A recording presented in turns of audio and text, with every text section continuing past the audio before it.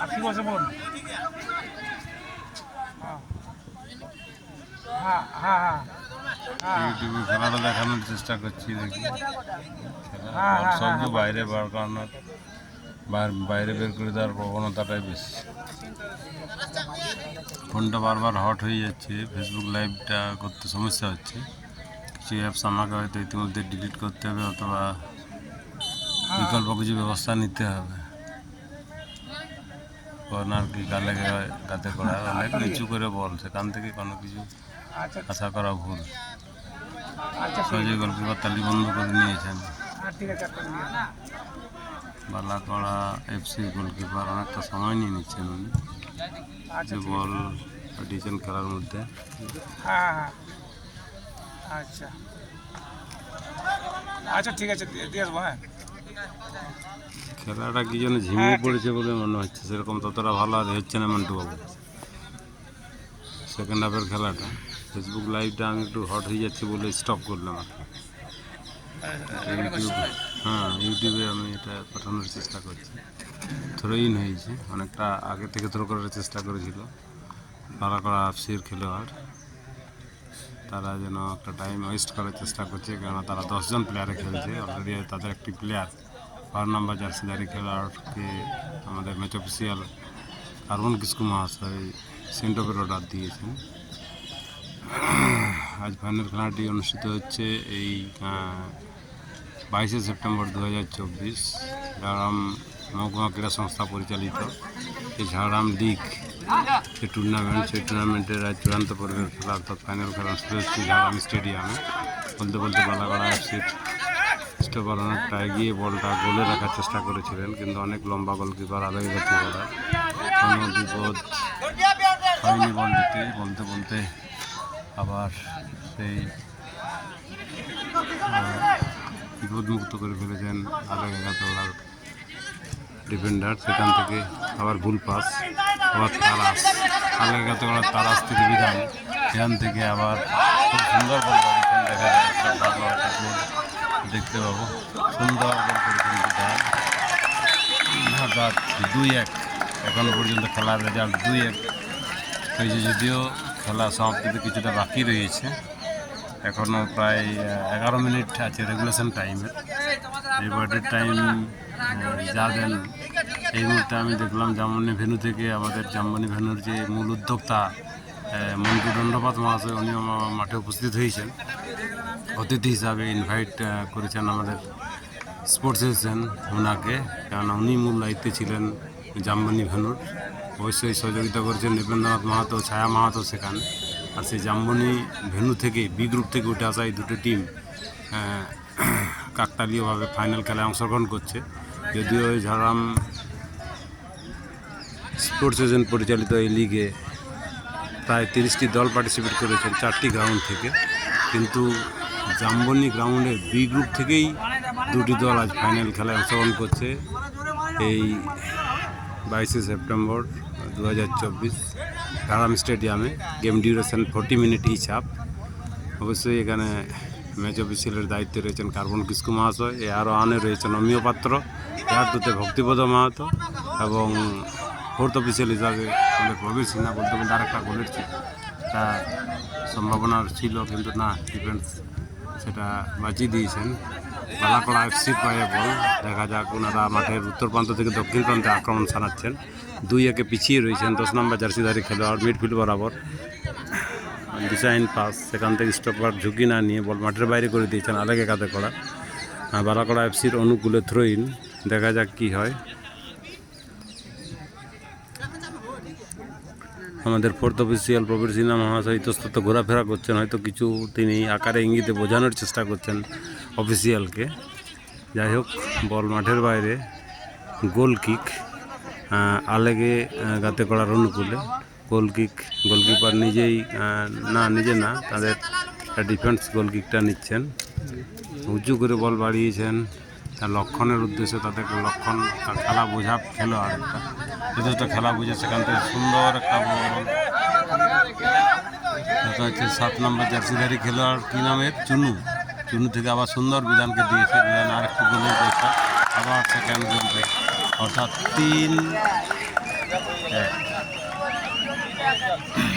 খেলার রেজাল্ট 3-1 এখন, অর্থাৎ আলেকে গাতেগড়া 3 এবং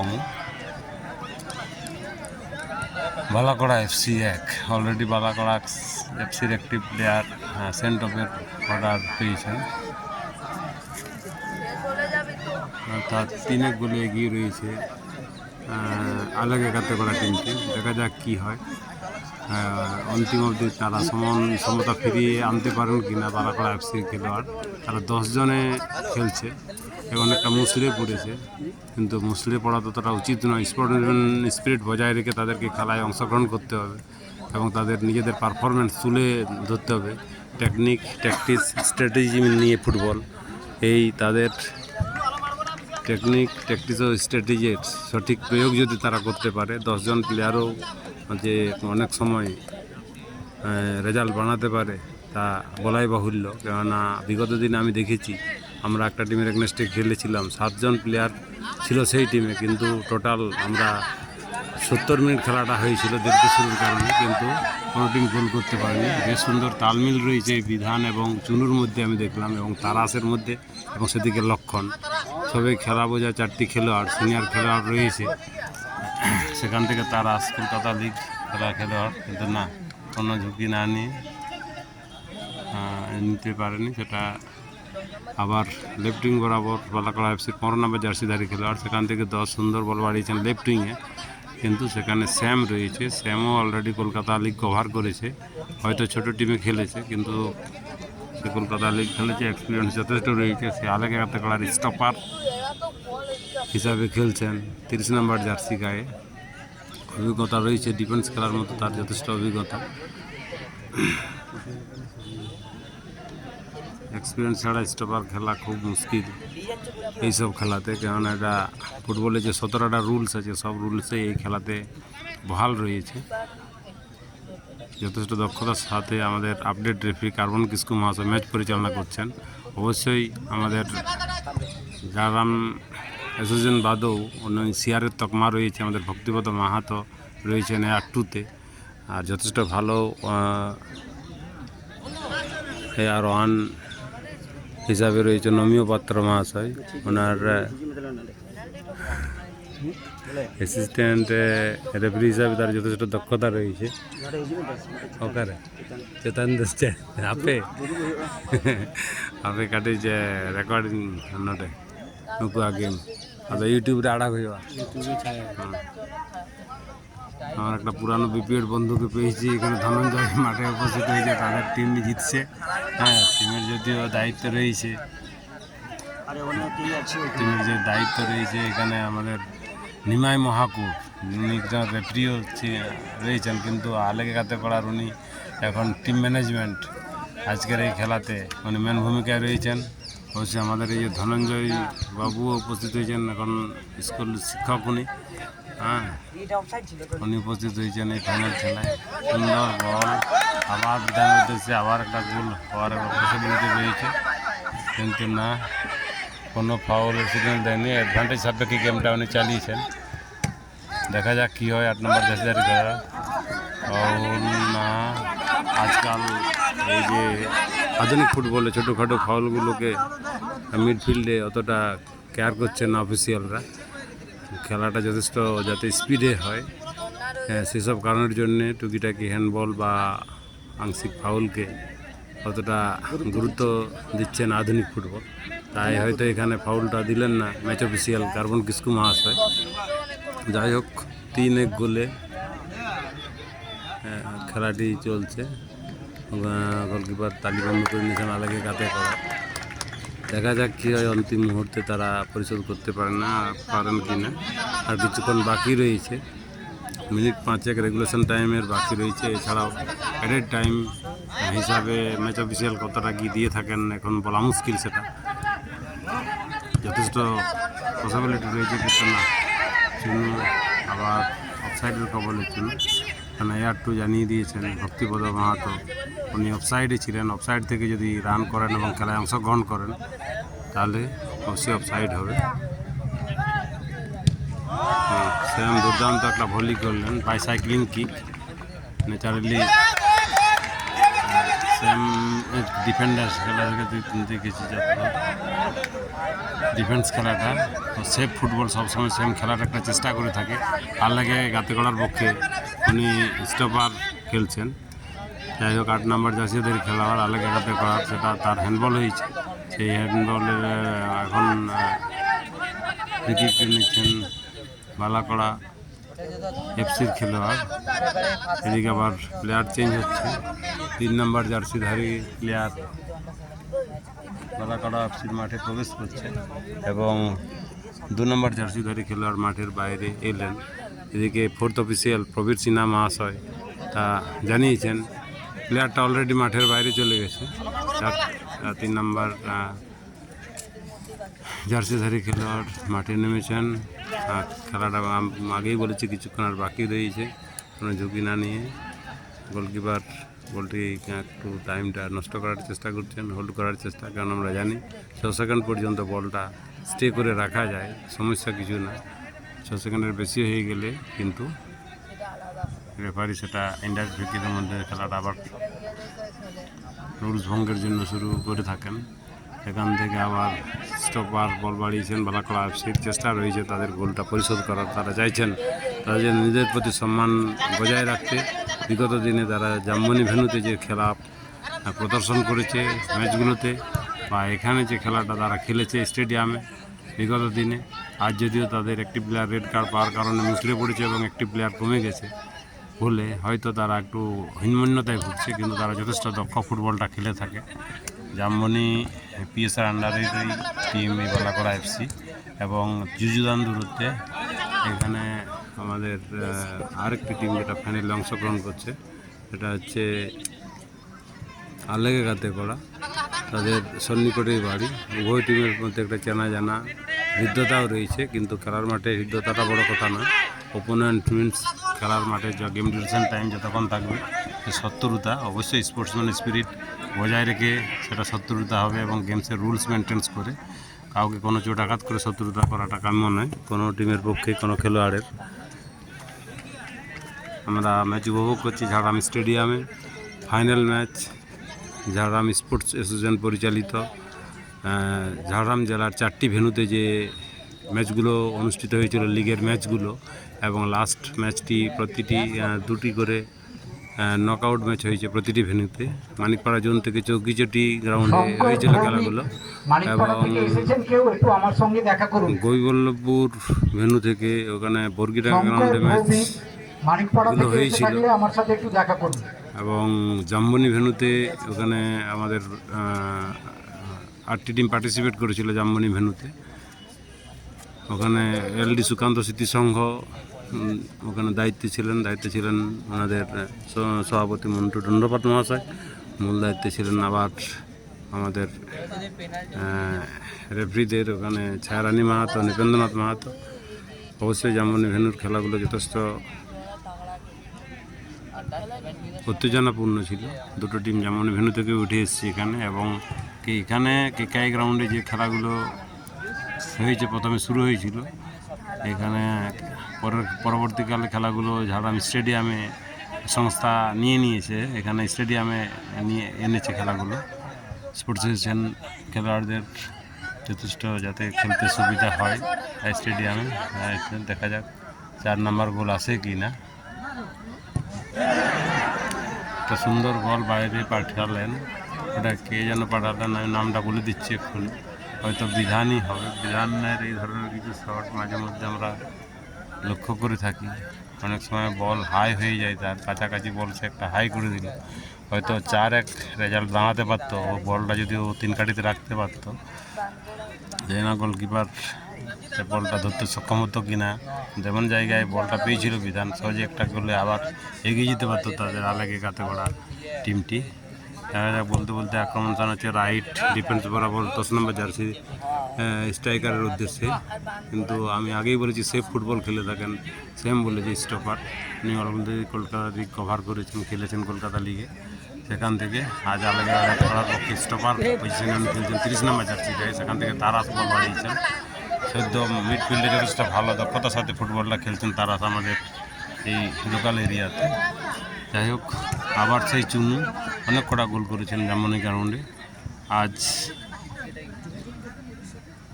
ফাইনাল ম্যাচে উনি খেলছেন যথেষ্ট দক্ষতার সাথে, যথেষ্ট গতি রয়েছে তার। অনেক টু আর্ন সিচুয়েশনে বেশ ভালো গোল উনি করে থাকেন। গোলকিপার বেরিয়ে থাকলে আবার দূর থেকে বলটা ভালো রাখেন গোলে। এইভাবে জার্মানি গ্রাউন্ডে অনেক কটা গোল করেছে। দেখা যাক মিডফিল্ড তারাস থেকে লক্ষণকে দিয়েছে রাইট উইং বরাবর বল, এখান থেকে একটা বাড়ানোর চেষ্টা, রান দিয়েছিল তারাস কিন্তু পায়নি। সেখান থেকে আবার যথেষ্ট করে চাপ সৃষ্টি করেছে বালাকড়া অ্যাপসের খেলোয়াড়দের। সেখান থেকে আবার সেই বিধান, দেখা যাক এখন গোলের কোনো দিশা পায় কিনা। আমি গোলটা দেখিয়ে রেখেছি কিন্তু না, গোল করতে তিনি অক্ষম, কিন্তু পরপর দুটি গোল করে এই বিধানেই কিন্তু এগিয়ে দিয়েছিল। এখনও আরেকটি গোলের পসিবিলিটি ছিল, গোলকিপার যথেষ্ট এগিয়ে ছিল। বলটা যদি সে 3 কাঠিতে রাখতে সক্ষম হতো তাহলে হয়তো আবার এক গোলে টিমটা আবার বাড়তি গোলে লিড করতো। সেখান থেকে রাইট সাইড ডিফেন্সকে বাড়িয়েছেন বালাকড়া এফসির গোলকিপার। গোলকিকের মধ্য দিয়ে খেলাটি শুরু করছে তাদের রাইট সাইড ডিফেন্স এরিয়া থেকে। দেখা যাক উনি কী করেন। অনেক বাড়ানোর চেষ্টা করেছিলেন কিন্তু 3 নম্বর জার্সিধারী সেখান থেকে আবার গোলকিপারকে ব্যাকপাস দিয়েছেন। সেখান থেকে মিডফিল্ডকে খেলার চেষ্টা ছিল কিন্তু লক্ষণ থেকে তারাস আলাকাতে করার। দেখা যাক উনি কারণ তারাস মিডফিল্ড থেকে আবার অফে দাঁড়িয়ে থাকা খেলোয়াড়টি অর্থাৎ চুনু, তাকে বলটা রিসিভ করে বলটা ঘুরিয়ে দিয়েছেন, অর্থাৎ অফসাইডে দাঁড়িয়ে খেলার সুযোগটা নিয়েছেন চুনু। তাই স্বভাবত কারণে চুনুকে অফসাইড দিয়েছিলেন রেফারি। রাইট সাইড ডিফেন্স থেকে বালাকড়া এফসির আক্রমণ জানাচ্ছে তারা। দেখা যাক কি হয়। বল নিয়ে আগানোর চেষ্টা, এখান থেকে 13 নম্বর জার্সিধারী করবে বারাদার দুর্দান্ত শট গোলকিপার পদ্ধত করেছেন। আশা করি ফাউল দেয়নি ওখানে,